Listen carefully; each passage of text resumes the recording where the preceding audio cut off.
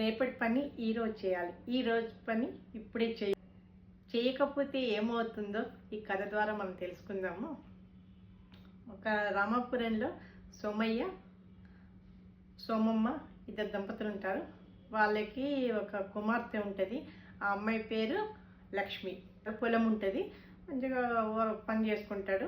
భార్యలో time waste కాకుండా మొత్తము కూరగాయ ముక్కలు పెట్టిందనమాట.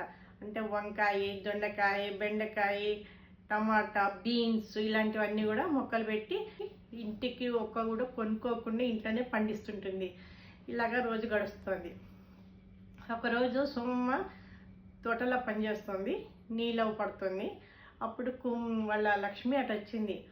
అప్పుడు నీళ్ళు పడుతున్న సోమమ్మ, లక్ష్మి ట్రామ్మ చూడు, ఇవి బీన్స్ మొక్కలు, ఇవి బీన్స్ కాయలు వస్తున్నాయి చూసావా, ఈ మొదట చూడు తెల్లగా గుడ్లు ఉన్నాయి, ఇవి దీని నుంచి పురుగులు వస్తాయి. పురుగులు వచ్చేసాయంటే ఇవి వస్తున్న కాయలు ఆకులు మొత్తం తినేస్తాయమ్మా.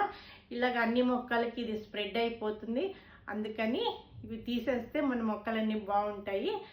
నేను వంట కంప్లీట్ చేసుకొని వస్తా కదమ్మా, ఈ లోపల ఇవన్నీ దులిపేసే ఏ మొక్కకున్నా నువ్వు అని చెప్పి వెళ్తుంది తల్లి.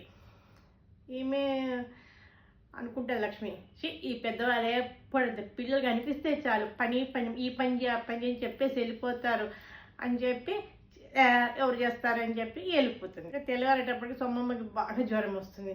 ఇలాగ వారం రోజులు గడిచిపోతుంది. జ్వరం తగ్గుతుంది. తగ్గాక ఒకరోజు మళ్ళీ పాదులన్నీ ఎలాగ ఉన్నాయి చూద్దామని చెప్పి, మొక్కలన్నీ చూద్దామని చెప్పి బిడ్డని లక్ష్మిని తీసుకొని వెళ్తుంది. వెళ్ళేటప్పటికి చెట్లన్నీ బొడబొడగా ఉన్నాయి, కాయలు వస్తున్న కాయలు లేవు, ఆకులు లేవు, మామూలుగా ఉన్నాయి. అది చూడంగానే లక్ష్మి గుర్తొచ్చింది. అరే అప్పుడు అమ్మ చెప్పింది కదా, ఈ గుడ్లని దులిపోయి లేకపోతే పురుగులు వచ్చేసి మొత్తం తినేస్తుందని, నేను చేయకుండా వెళ్ళిపోయినా కదా, నా వల్లే ఈ మొక్కలన్నీ పాడైపోయినాయి అని చెప్పి బాధపడి భయపడి అమ్మేమంటుందని బోర్ను ఏడ్చొస్తుంది.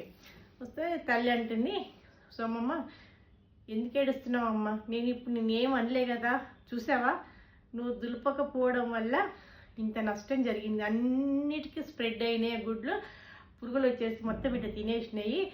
ఎప్పటి పని అప్పుడే చేయకపోతే మనకి ఎంత ఇబ్బంది వచ్చింది చూసావా, ఇక నేను అట్లా చేయకమ్మా అని చెప్తే లక్ష్మి, సరేనమ్మా నేను తప్పు చేశాను, ఇంకోసారి ఎప్పుడు అలాగే చేయను, ఎప్పటి పని అప్పుడే చేస్తా, వాయిదా వేయనని చెప్పిందంట. చూసారా, మనము కొన్ని పనులు పెండింగ్ పెడుతుంటాం, తర్వాత చేద్దాం